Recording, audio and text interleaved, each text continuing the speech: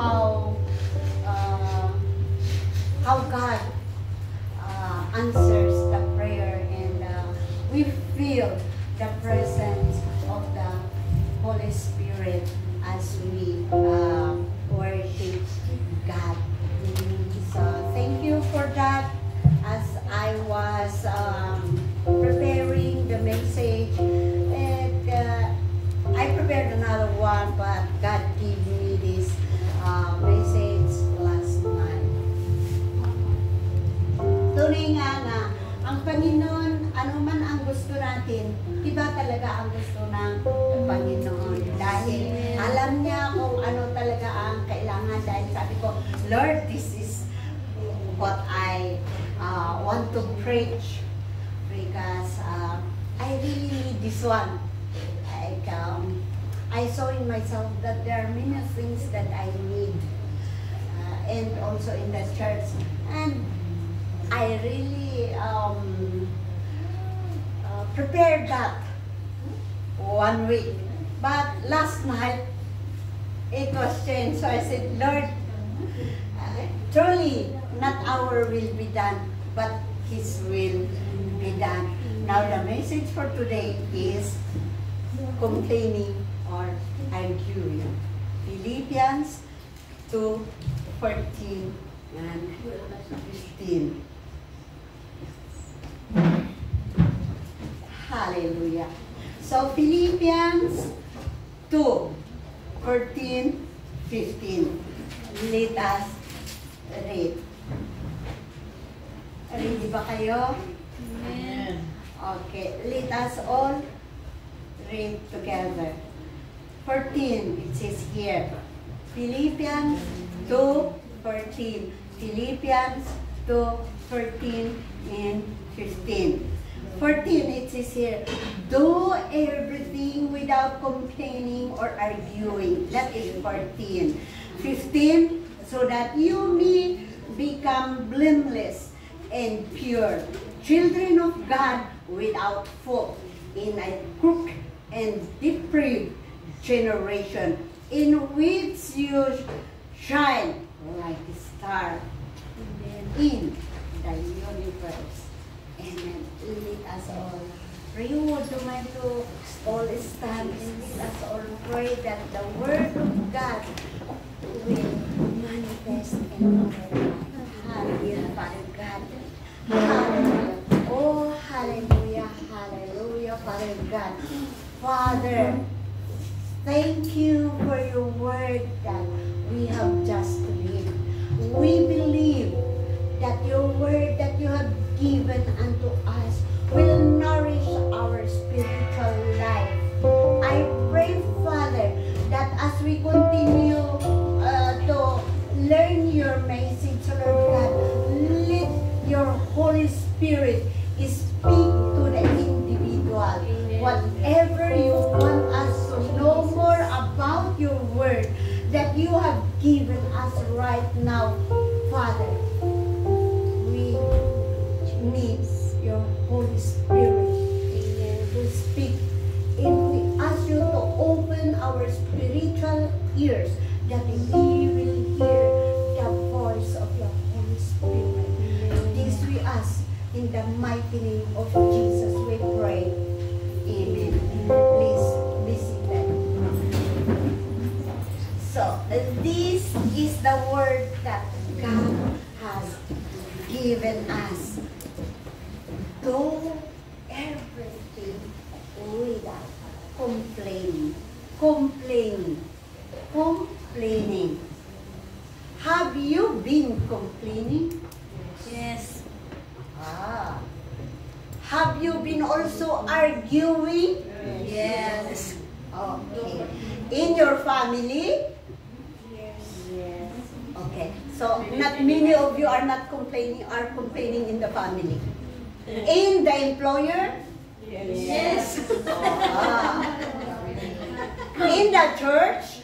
Yes. Okay. It means to say that you and I, we are not perfect. That is why we are complaining. We are arguing.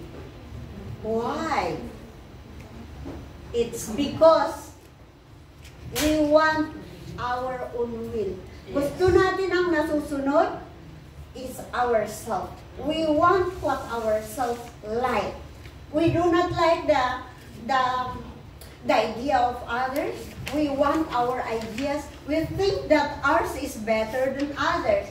But it is in the Word of God that being a humility or being humble, we need to think that others are better than ours, or you are better than I. Always think that others are better than you. Amen for that? Yes, amen. But it is not, because we think that we are better than others. Isn't it? Ay amok adal jay mas napinpintas jay aramid ko ngam jay aramid na ora ijay pinangan kunana may mayat jay aramid nga cake ngam jay cake na imas jay aramid. What I do is better than you do. Your cake is better than my cake. That is why complaining and arguing are there. And sometimes the result is negative. Isn't it? It's true. Accept it or not, but it's true. That is why God says, I believe that God saw that many of us are complaining. Many of us are arguing. And so, I give this message to you, to me, and to this church.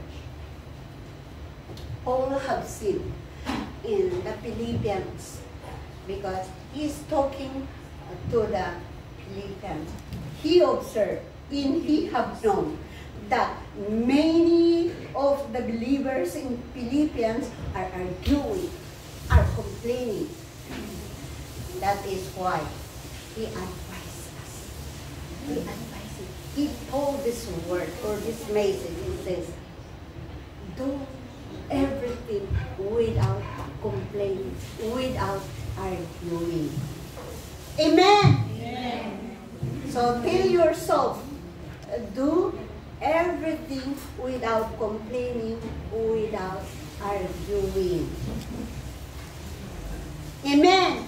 Amen. Para tayong mga katulong dito. Because we are called servant, we should say, yes, God, yes, God, yes, God. So, be careful of not obeying. You might be like, who? Yung hindi tumutupad. Iba ang gusto niyang puntahan. Si Jonah, di ba?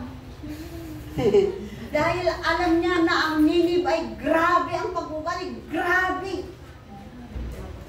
May narinig nga ako eh. Grabe. I do not like to go there. I do not like to go there. Ang pilpili tayo nga eh. You know, we are selective. We want to go there because they are very good. They are obedient. They do whatever you want to tell, whatever you say. But doon, I do not like to go there because they will argue with me. They are a great complainer. So, do not be like Jonah. Tabaka, isang mulda kamot lang tikba. Yes. So, you might be like Jonah if you do not obey. Just say, Lord, here I am. Use me. Send me. Amen? Amen. Sige nga, tingnan na natin. Let's see. But God is really telling to us right now. Do everything as what Paul says to the Philippians and is telling to us. Do everything without complaining or arguing. So that, sinong bata na pa dito eh? Pinasaron no ana, Isaiah 15. It is here in verse 15. So that you may become blameless and pure, children of God, without fault, in a crooked and depraved generation, in which you shine like a stars in the universe. Pag obedient pala tayo, at hindi tayo nagpo-complain, you will be shining like a star. Amen. Umiilaw or kumikinang ang buhay ni Kristo sa buhay natin at mapawaw ang mga taong nakakita or tumitingin sa iyo. So, di ba, mapawaw tayo pag nakikita natin ang mga kapatiran sa church na gumagawa ng kabutihan o will ng Diyos. We are so glad, happy, and thankful to God if we see our brethren doing the will of God. Pag and if He is living as what God wants us to live. Ipamuhay sana natin ang ating mga pinag-aaralan sa church. We should be living what we are learning in the church. Now that solid group has been started, I heard what a sister was praying a while ago. She said, Lord, what we are learning in the solid group might sin or may be sin in our life. At mai-a-apply sana natin sa buhay natin. Hindi lang naririnig. It is not only to hear, to learn the Word of God, but to apply it in our life. Help us, Jesus. Help us to apply in our life. Kasi, hindi natin magagawa yan without the help of the Holy Spirit. Kaya, kailangan talaga natin ang presensya or the help of the Holy Spirit, because it is the Holy Spirit that is in us to help us live according to the Word of God or according to the will of God. If the Holy Spirit is not in you, you cannot do it alone. Without God, we are nothing. So, kailangan natin ang presensya or the Holy Spirit in our life. Okay?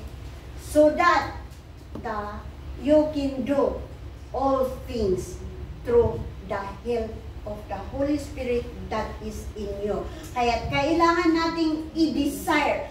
Let us desire the Holy Spirit to come into our life, because we know and we have learned and we believe that the Holy Spirit is here. The Holy Spirit is here.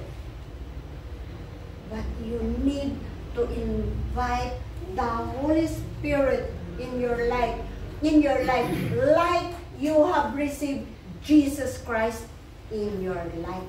So we need to desire to welcome the Holy Spirit in our life, so that He will be the one to strengthen us, to guide us, to help us in everything we do.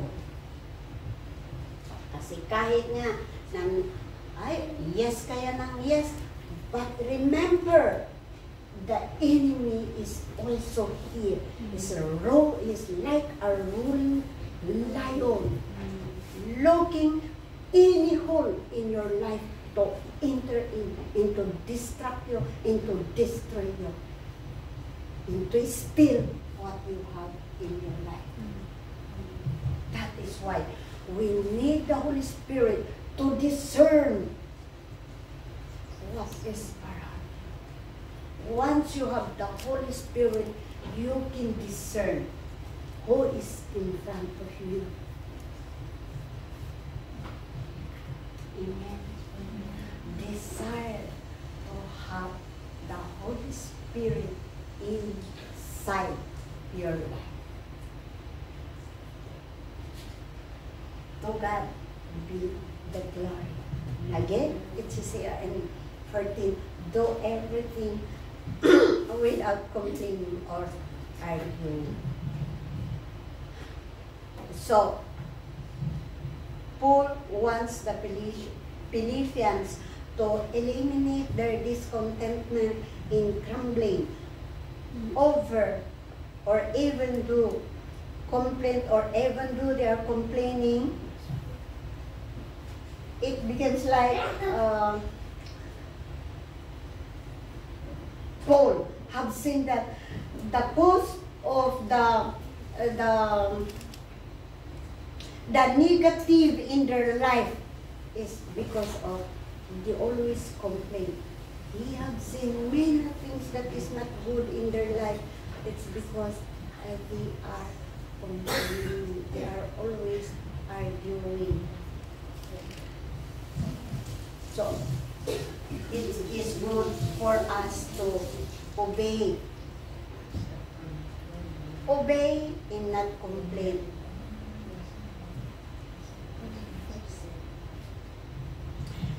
In 1 Corinthians 10:10, basahin na natin yung 1 Corinthians. Sino ang babasa doon? 1 Corinthians 10:10. Sa Tagalog, huwag din tayong magreklamo tulad ng ilan sa kanila, kaya't nilipol sila ng anghel na namumuksa. Amen. So, huwag tayong magreklamo. So, let us not complain. Because it will destroy us. If we are always complaining, it will destroy us. Yung mga plano natin sa anniversary, pag complain tayo ng complain, wala na tayong magawa. Di ba? We are imagining that our anniversary will be victorious. But if we always argue, if we always complain, what will happen? What we need to do is do the things that is pleasing to the eyes of God. Lord, ano ba ang maaari kong gawin? Ask the Lord. And God will speak to you through the power of the Holy Spirit. If you are very sensitive in hearing the voice of God, you can hear it. And if you obey, wow, surely you are victorious. Amen. So, it is here. Do not murmur. Diyan complain kahit na nga saon, agdangay jay agmurmurmur. Haan mo, ang kaman nga agsasao, ngam agmurmur. Haan, agsasao mo lang, adya agmurmur.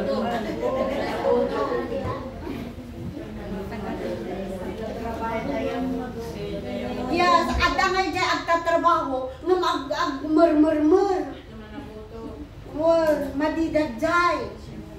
Hindi ka nais-nais sa mata ng Diyos kung ikaw ay nagtatrabaho but you are murmuring. It will not be a blessing. Alam mo, pag nakikita ko yung tao na nagsiserve or nagluluto tapos nagmurmur, yung para kung isusuka yung kinakain mo. Sa totoo lang. Para kung walang ganang kumain. Pag nakita ko talaga, yung parang hindi masarap, nakainin. Pero pag nakita ko, kahit ano lang doon na ano, tapos masaya, parang ang sarap-sarap kainin. Grabe, kaya nga. Yeah, so kayong mag-murmur. Pero alam niyo, sa totoo lang, ako rin nag-murmur. Kaya nga sabi ng Lord, don't murmur. Tumatanda na ako. Bakit ako? Gumaganon ako. But God is telling us, let us not complain. Let us say, Lord, here I am. Send me. Use me. Even though we are getting old. That is why God knows you, God knows me. And so He gives this word for you and for this church. You know, there are many of us who is complaining, who is arguing, in seeking the sympathy of others. And God doesn't like that.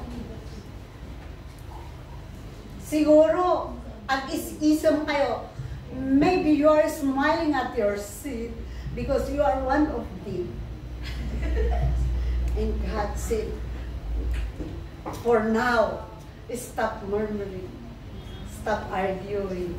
So, to all of us, let us stop arguing and complaining because God is speaking to you right now and to me as well. Kahit mabagal, but at least ginagawa natin. Obey your leader. Obey your teacher. Obey your parents. Obey God. Amen. Let's see. It says here, endure the hardness. Kailangan daw natin i-endure or kailangan natin magtiis talaga tayo. Kasi pag wala tayong patience, if we are not, we do not endure, but we are enjoying, it must be endured. We need to endure because if we endure, there is joy. Ang mga Kristiyano, Christians has experienced or are experiencing many things or the hardship of life, but there is joy. You know, enduring producing joy. Endure the hardship. First, 2 Timothy 2:3. Sino ang babasa ito? Siguro may nag-memorya. 2 Timothy 2:3.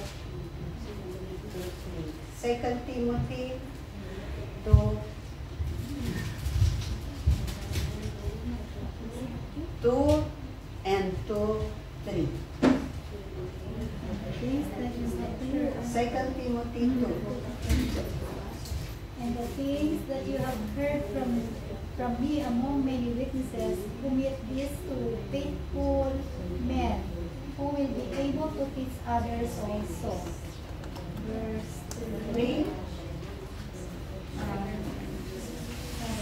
Verse 3.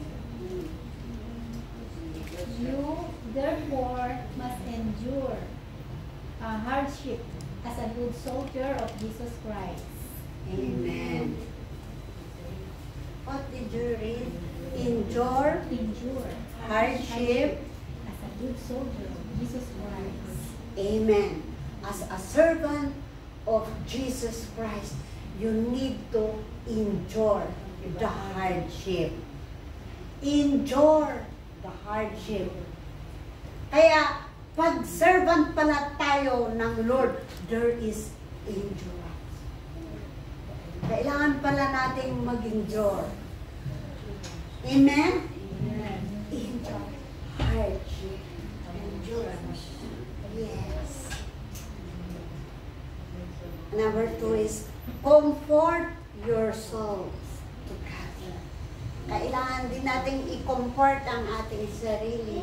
We need to comfort ourselves. When it comes to do everything without complaining, you need to comfort yourself. Kaya mo yan!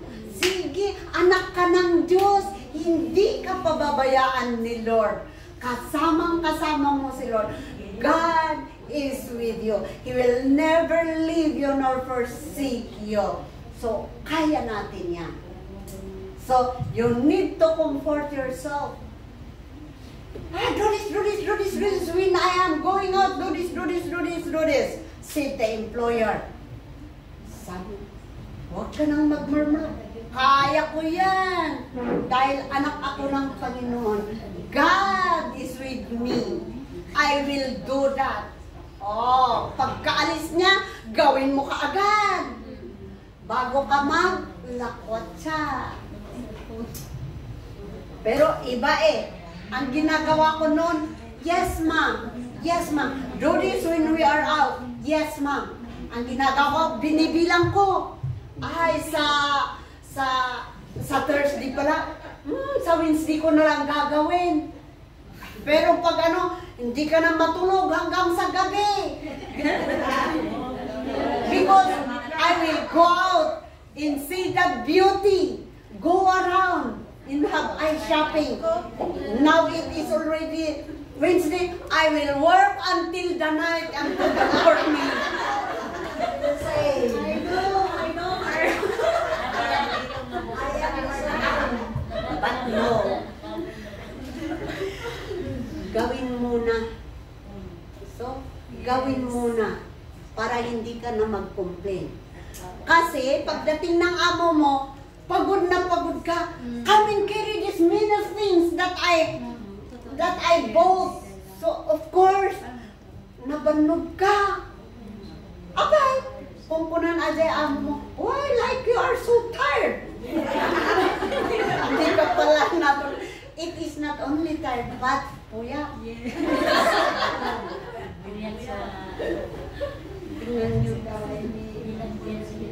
Kaya nga sabi ng Lord, do what you can do.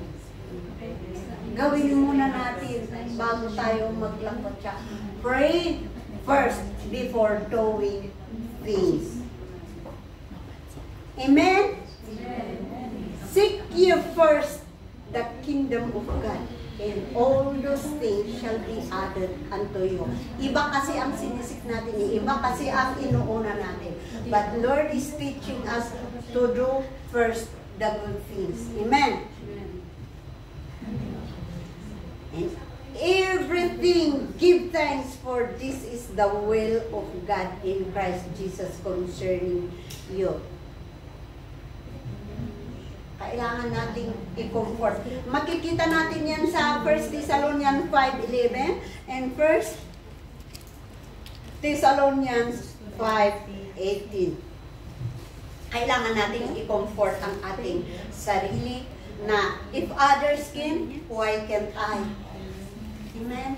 Lagi nating i-comfort ang ating sarili para magawa natin ang mga kailangan nating gawin.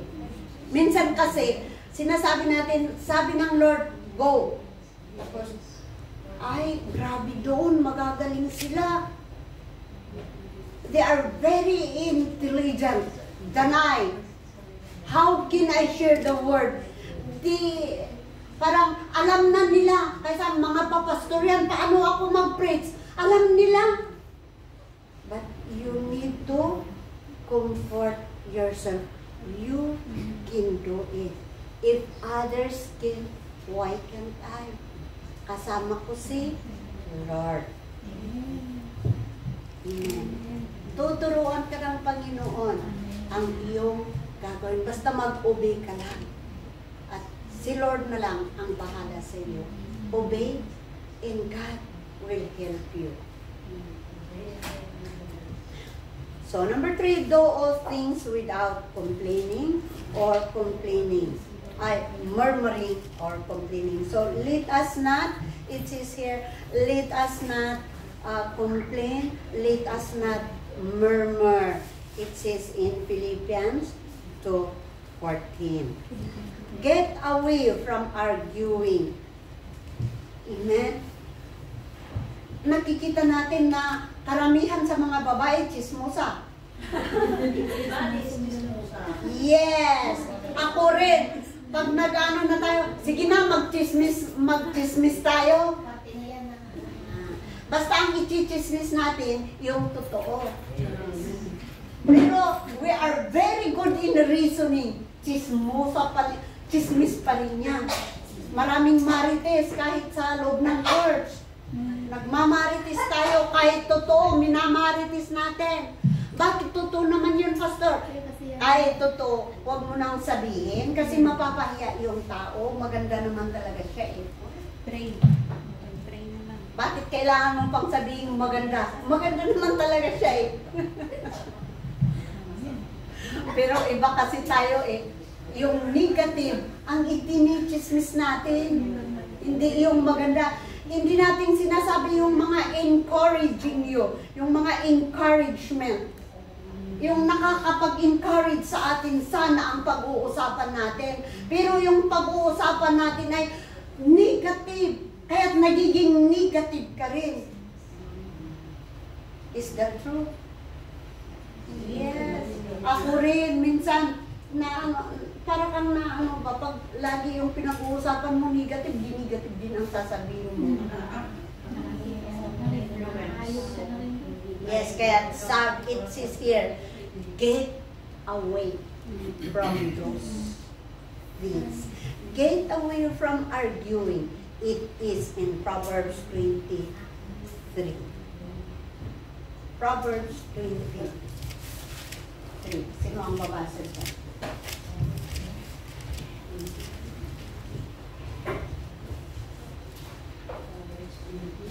Read it aloud. Ang marangal na tao'y umiiwas sa kaguluhan, ngunit ang ibig ng mangmang ay laging pag-aaway. Amen. Amen. Iwasan natin. Kaya, mula ngayon, pag nagtatawagan tayo, kasi pag ang Holy Spirit ay nasa iyo, sinasabi niya, ay, mali yun, mali yun. Kaya, ibahin natin. Okay? Pag nagsimula ng negative, iibahin na natin ang usapan para hindi na tayo mag-negative. Okay? Tinuturuan tayo ng Panginoon na umiwas sa mga chismis. Importante sana yung i-chismis natin, it will encourage us. Yung nakaka-encourage sa bawat isa para ma-encourage ka rin at maturuan kang mag-encourage ng ibang tao. Amen. Hallelujah. May isang nagingin.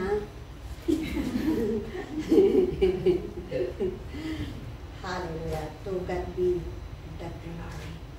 Kaya pala, kung di ba sinabi natin kanina, na if you are always complaining, if you are always joining with those people who are arguing or always in righteousness, it will destroy your plans in the past.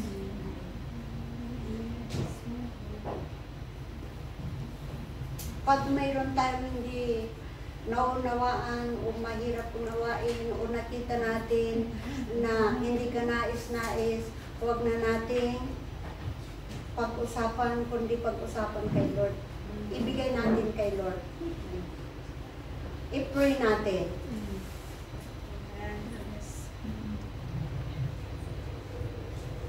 Pero, there is also something that is to correct.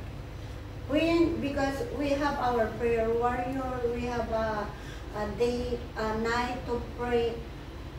Minsan, pag sinasabi natin, i-pray natin si ganito, kasi ganito. Umiiba na ang isip. Kaya, ang maganda pala is, let us pray for sister, for brother, and do not think. Kasi minsan, pag negative na, umiiba na ang isip ng tao. Bakit kaya? Ano bang nangyari? O bakit? So, maganda na lang na i-pray natin.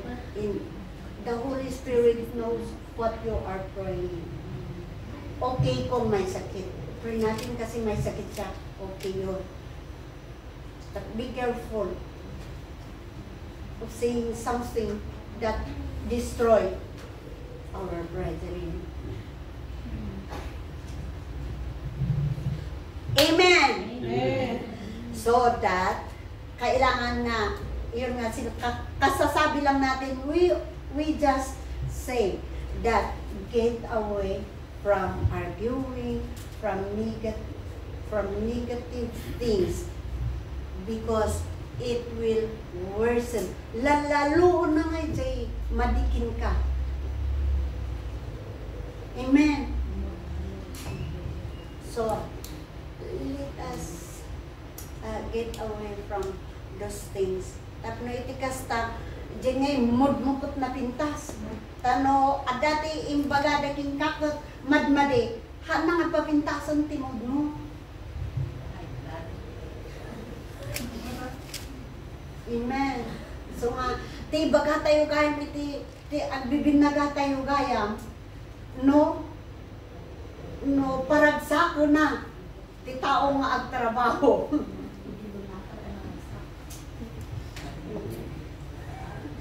Let us exchange ideas that encourages our brethren or the individuals.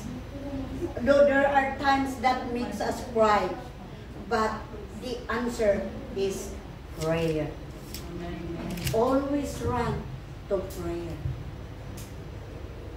Give all to God. That is hard for you to understand. There are times that we are like dealing to others, but it worsens the problem. So, I say, tell it to God in prayer. Baka kamali pa yung tao, baka mali yung tao na pinagsasabihan mo, it will worsen your problem. Better pray and tell it to God. It's okay if it's the right person. Kasi minsan, huwag mong sabihin oo. Tapos sinabi rin sa isa, huwag mong sabihin hanggang sa dumating sa tao. Bumalik ulit. Ano yun? Huwag mong sabihin, sinabi. Tapos sabihin, huwag mong sabihin hanggang sa dumating. Sino ang nagsabi dyan?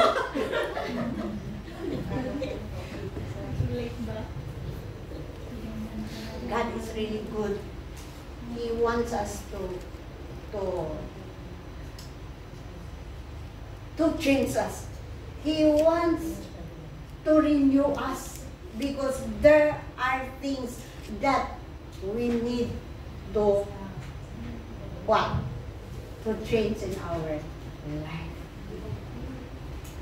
He is changing us from glory to glory. Kasi lahat tayo may mali.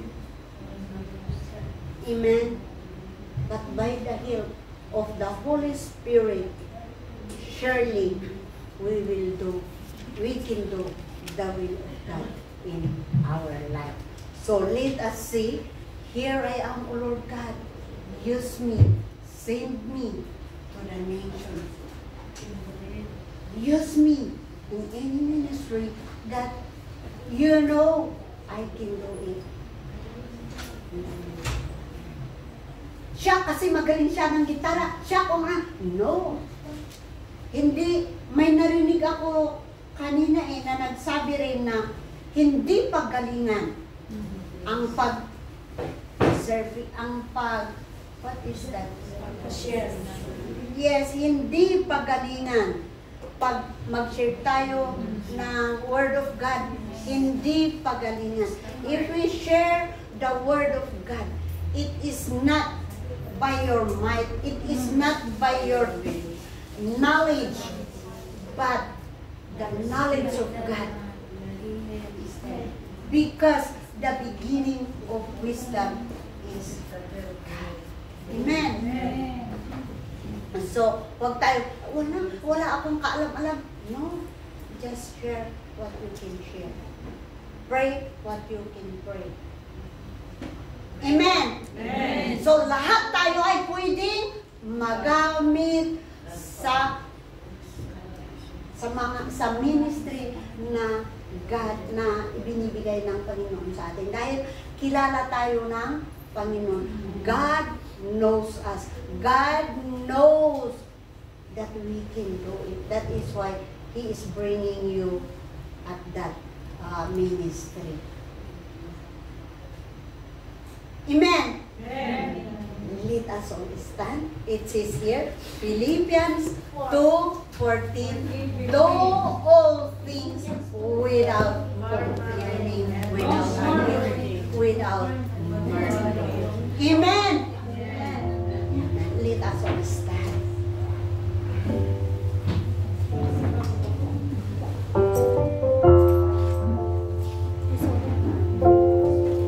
Hallelujah. Oh, hallelujah, hallelujah. Hallelujah. Abba, Father, we thank you, Father God, for your message, Lord God. We ask your Holy Spirit to help us, Lord God, to guide us, Lord God. Help us to understand